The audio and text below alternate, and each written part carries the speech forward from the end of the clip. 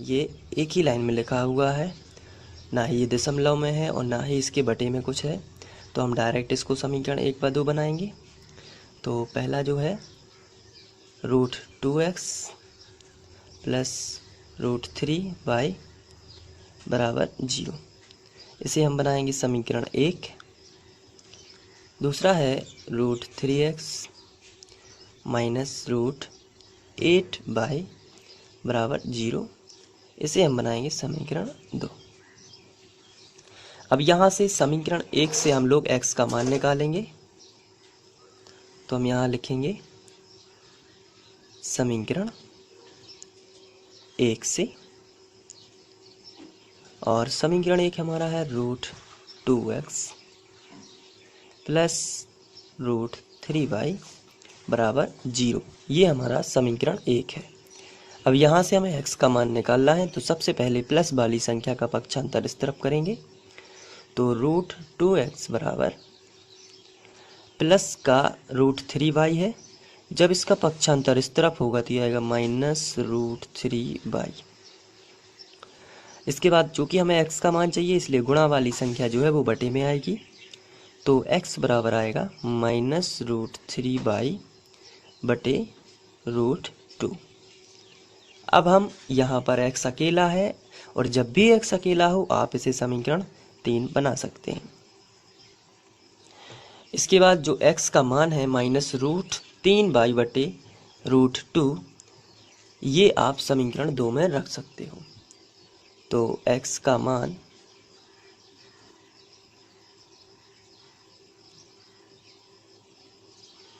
समीकरण 2 में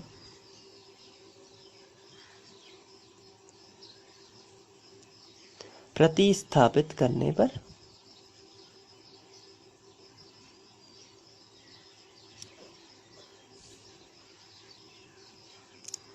चलिए प्रतिस्थापित करते हैं।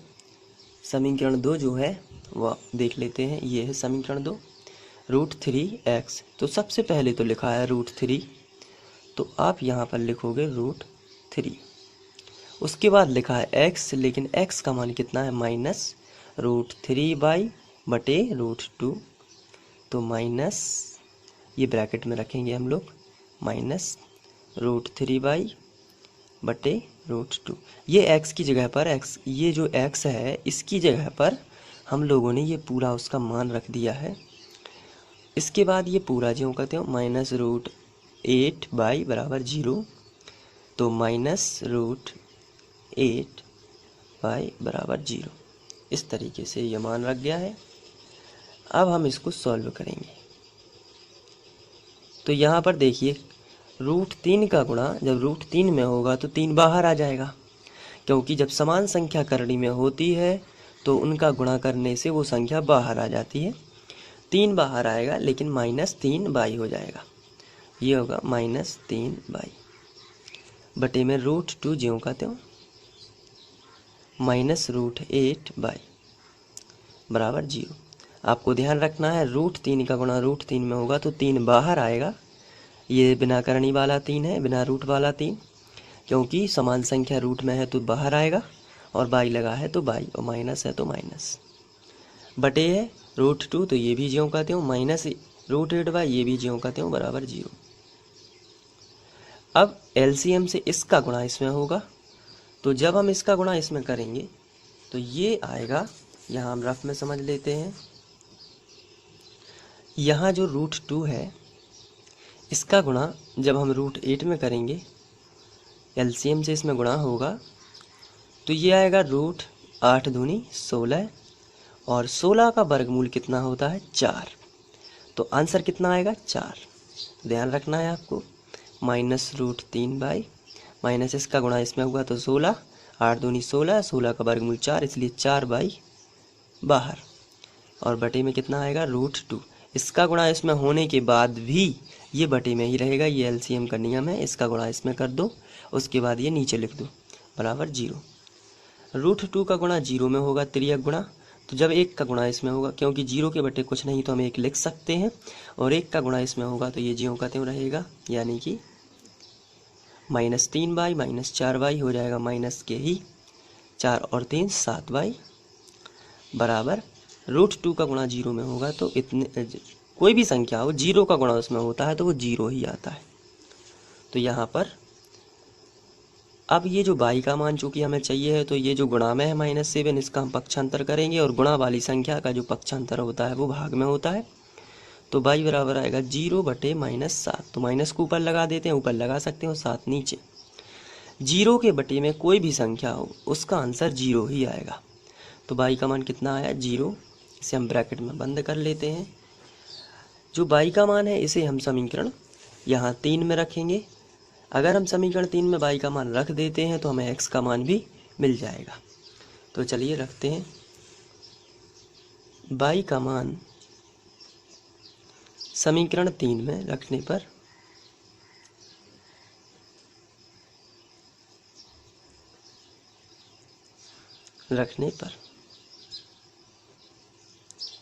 समीकरण 3 है x बराबर, मैं आपको देखने के लिए यहाँ पर लिख देता हूँ, x बराबर -√3y/√2। अब यहाँ पर y का जो मान है वो कितना है 0, तो रखिए x बराबर -√3, ये ज्यों कहते हैं y की जगह पर कितना 0/√2। तो x बराबर 0 का गुणा किसी भी संख्या में हो कितना आता है 0 ही आता है। ये माइनस प्लस नहीं होता फिर 0 का, और बटे में कितना आएगा √2। 0 के बटे में कोई भी संख्या हो उसका आंसर भी कितना आता है 0। तो x का मान कितना आया 0। तो हम यहाँ पर लिखेंगे अतः x बराबर 0 और y बराबर 0 समीकरण निकायों के हल हैं। समीकरण निकायों के हल हैं। अब आप इसे नोट कर सकते हैं। तो मैं शुरू से आपको दिखाता हूँ। ये है समीकरण 1 व 2 से। तो आप इसे अपनी कॉपी में नोट कर लीजिए।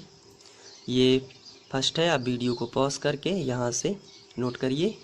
इसके बाद ये सेकंड स्टेप है, यहाँ से ये भी आप नोट कर सकते हैं, और ये थर्ड स्टेप है, इसको भी आप नोट कर सकते हैं।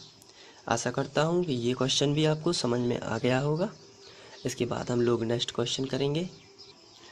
इसके बाद आखिरी क्वेश्चन दिया गया है, इसे भी हमें प्रतिस्थापन विधि से हल करना है और x व y के मान निकालना है। तो सबसे पहले तो हम लिखेंगे जो समीकरण हमें दिए गए हैं। तो दिए गए समीकरण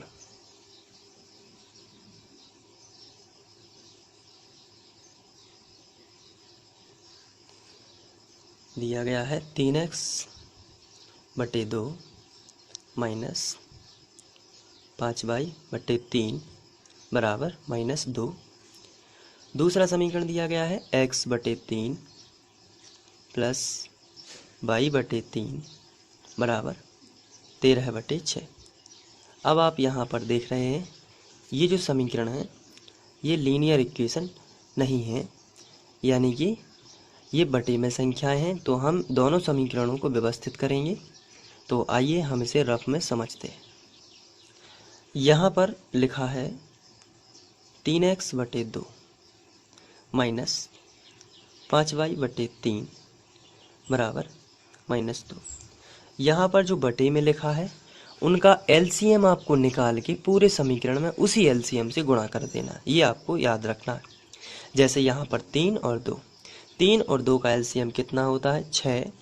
तो आप क्या करोगे पूरे समीकरण में 6 से गुणा करोगे। तो यहाँ पर भी आप 6 से गुणा करोगे, यहाँ पर भी आप 6 से गुणा करोगे, और यहाँ पर भी आप 6 से गुणा करोगे। 2 एकम 2, 2 3 6, 3 एकम 3, 3 दूनी 6। तो हमारा फाइनली मिलेगा जो समीकरण वो होगा 3 तिरका 9x, यहाँ पर बचा था 2, 2 पंचे 10y बराबर 6 दूनी 12 माइनस का 12। इसे हम समीकरण 1 बना सकते हैं। इसके बाद जो दूसरा इक्वेशन था वो था x/3 प्लस y/3 बराबर 13/6। इस तरीके से यहाँ से थोड़ा सा करेक्शन कर देता हूँ, y/2 है तो हमारा यहाँ भी कितना होगा y/2 ही होगा। तो चलिए अब यहाँ पर हमें आप बताइए किससे गुणा करना होगा। तो इसका आंसर है 3 और 2 का एलसीएम कितना होगा 6। तो फिर से पूरे समीकरण में कितने से गुणा करना है 6 से। तो यहाँ भी आपको 6 से गुणा करना है और यहाँ भी आपको 6 से गुणा करना है और यहाँ भी आपको 6 से गुणा कर देना है। तो 3 एकम 3 और 3 दूनी 6, 2 एकम 2, 2 तिया 6 और 6 कैंसिल।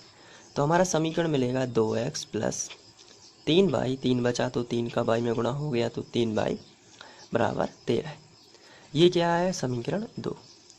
इस तरीके से हम इसे बना सकते हैं। तो हम यहाँ पर लिखेंगे अपने फेयर में व्यवस्थित करने पर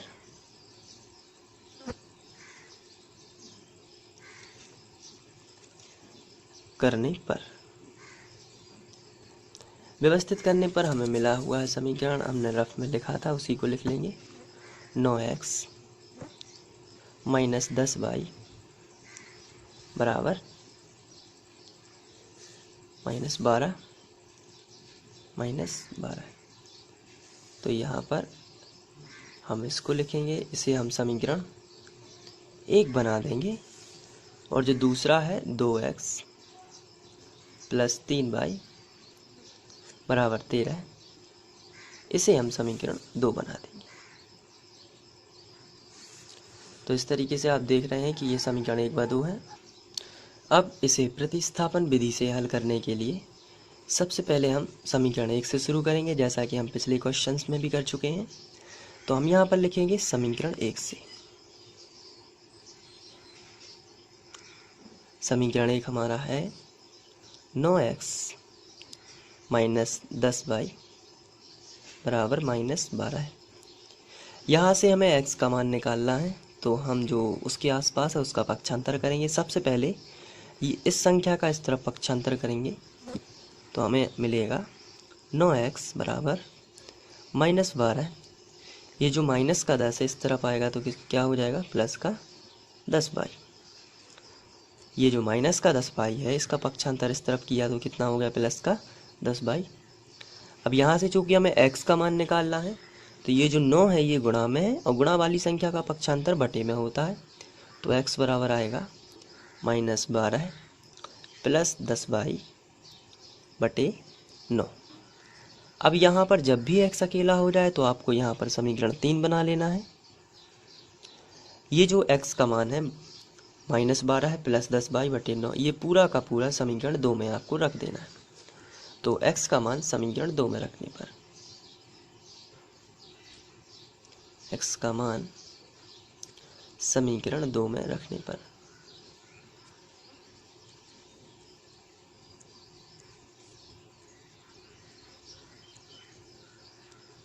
तो समीकरण 2 है हमारा 2x प्लस 3y बराबर 13। तो चलिए मान रखते हैं 2x।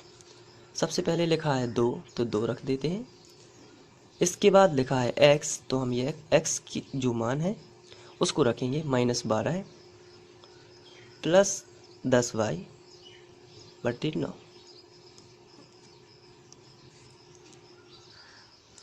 इसके बाद प्लस लगा है तो प्लस, फिर लिखा है 3y बराबर 13 तो हम यहाँ पर लिखेंगे 3y बराबर 13।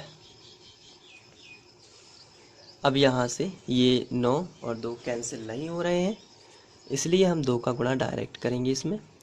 तो 12 दूनी 24। अब यहाँ से 2 का गुणा 10 में भी हो जाएगा तो 10 दूनी 20y बटे 9 प्लस 3y बराबर 13। अब यहाँ से माइनस 24 प्लस 20y, एलसीएम से इसमें गुणा होगा तो 9 तिया 27y। एलसीएम से आपको गुणा करना है 27y बटे में कितना आएगा 9। इसमें इसका गुणा होकर भी ये बटे में आएगा, इसे एलसीएम बोलते हैं। बराबर में कितना आएगा 13। इसके बाद हम 13 के बटे में 1 कर सकते हैं। चलिए 3 गुणा कर लेते हैं।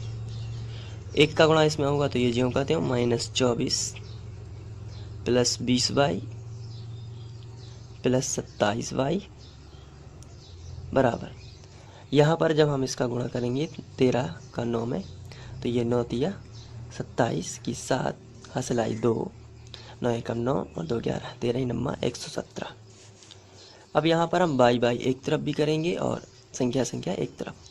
तो यहाँ पर 20 और 27 इनको हम एक तरफ लिख लेंगे, 20 बाई प्लस 27 बाई, और 117 जो है ये पहले से था, और माइनस का 24 इस तरफ पक्षांतर कर देते हैं तो ये प्लस का 24 हो जाएगा। अब 20 बाई और 27 बाई इसको हम जोड़ लेते हैं तो ये आएगा 47 बाई बराबर 117 और 24 को जोड़ते हैं तो 7 और 4 11, 11 की 1 हासिल आई 1, 2 और 1 3 और 1 हासिल की 4। फिर इसके बाद यहाँ पर हम इसको लिखेंगे और 1 ज्यों का त्यों रहेगा। अब यहाँ पर बाई का मान चूँकि निकालना है तो 47 गुणा में है तो गुणा वाली संख्या बटे में आएगी, तो बाई बराबर 141 बटे 47। अब यहाँ पर हम चेक कर लेते हैं ज़रा, 47 का यदि 3 में गुणा करते हैं तो 30 7 21 की 1 हासिल आएगी 2, और 3 चौके 12 2 14, यानी 141 आता है 3 बार में, तो 47 दिया 141। तो बाई का मान कितना आया 3। ये जो बाई का मान है इसे हम समीकरण 3 में रखेंगे, तो हम यहाँ पर लिखेंगे बाई का मान समीकरण 3 में प्रतिस्थापित करने पर,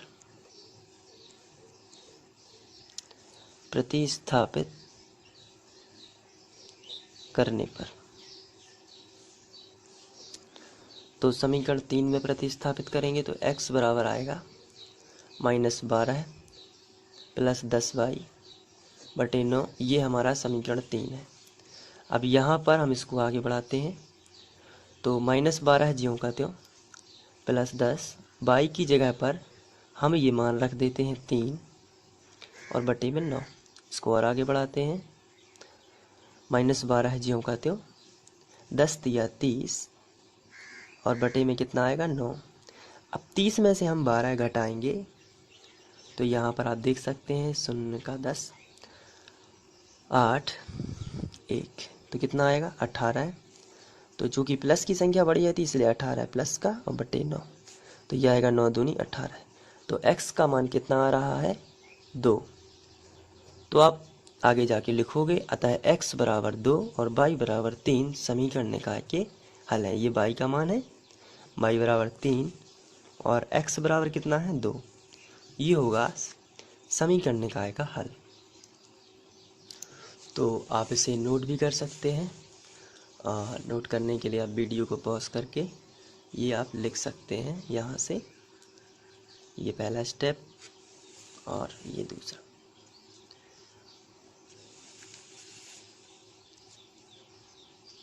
आशा करता हूँ कि ये वीडियो लेक्चर्स आपको समझ में आए होंगे।